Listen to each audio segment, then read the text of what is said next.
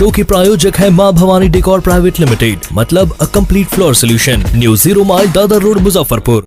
देखिए, इस press conference के परिप्रेक्ष्य से आप लोग भलीभांति परिचित हैं। दिनांक 19 को अहियापुर थाना अंतर्गत पटियासा में जो घटना घटित हुई थी, जिसमें एक गल्ला व्यापारी नीलेश राज की लूट के क्रम में गोली मार दी गई थी और फिर उन्हें जख्मी हालत में मां जानकी अस्पताल में भर्ती कराया गया था, जहां उनका देहांत हो गया था।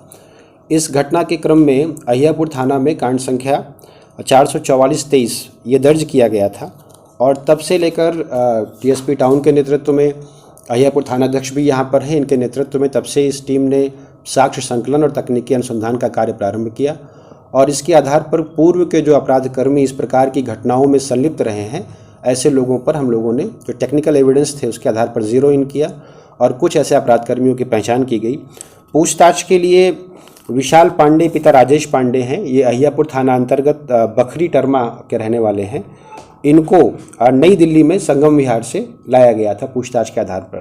प्रारंभिक पूछताछ के आधार पर बहुत सारी बातें सामने नहीं आ पाई और फिर इनको हम लोगों ने पीआर पर रिलीज़ किया, पर फिर जो टेक्निकल एविडेंस आए उनके आधार पर हम लोगों ने इनको अरेस्ट कर लिया है और जो इनसे पूछताछ की गई है उसके आधार पर पुनः जो घटना हुई, घटना के जो वीडियो फुटेज हमारे पास थे, जो परिस्थितिजन्य साक्ष्य हमारे पास थे, उसके आलोक में जो बात सामने आई है कि विशाल पांडे ने अपने दो साथियों के साथ इस घटना को कारित किया। बाइक से वहां पर गए थे और संभवतः उस समय नशे में थे।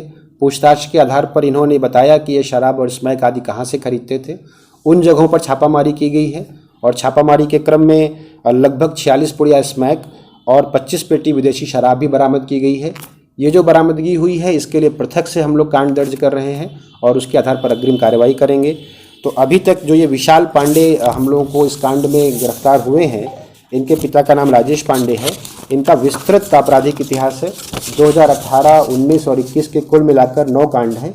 इन सारी चीज़ों की सूची हम लोग आपको दे रहे हैं। इस कांड में इनके साथ 2 इनके साथी और संलिप्त रहे हैं, जिनकी गिरफ्तारी के लिए हम लोग की टीमें प्रयासरत है और जल्द ही जब कांड का उद्भेदन हो चुका है तो बाकी लोगों की गिरफ्तारी भी कर ली जाएगी और वो सूचना भी हम लोग आपसे शेयर करेंगे। लूट का कोई रकम वगैरह बरामद है जो कैसे लूटा गया था? देखिए, जब ये जो घटना हुई है इसमें जो 3 लोग कुल मिलाकर अभी तक हम लोग की जानकारी के हिसाब से शामिल थे, तो इस घटना में इनके पास से जो हथियार विशाल पांडे ने इस्तेमाल किया था वो बरामद हो गया है।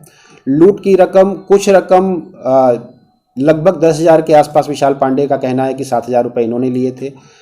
प्राथमिकी में 1.5 लाख की रकम आई थी, लेकिन रकम हम लोगों के पास इसलिए बरामद नहीं हो पाई है क्योंकि ये घटना करने के बाद दिल्ली भाग गए थे।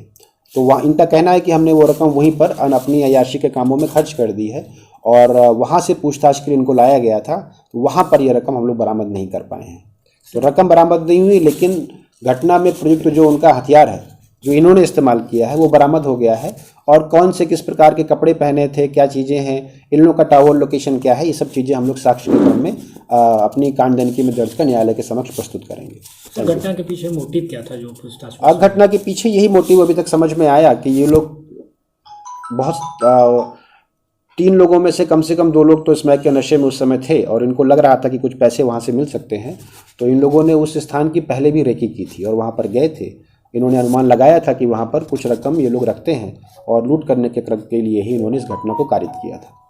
इनका कोई आपराधिक गिरोह भी है जो इस तरह की घटनाओं को अंजाम? आपराधिक गिरोह मैंने जैसे बताया आपको कि विशाल पांडे का विस्तृत आपराधिक इतिहास है। अभी तक 9 कांड, उसमें कुछ एनडीपीएस के भी हैं, आर्म्स एक्ट के भी हैं और इस प्रकार की घटनाओं के भी हैं, वो हमको मिल चुके हैं।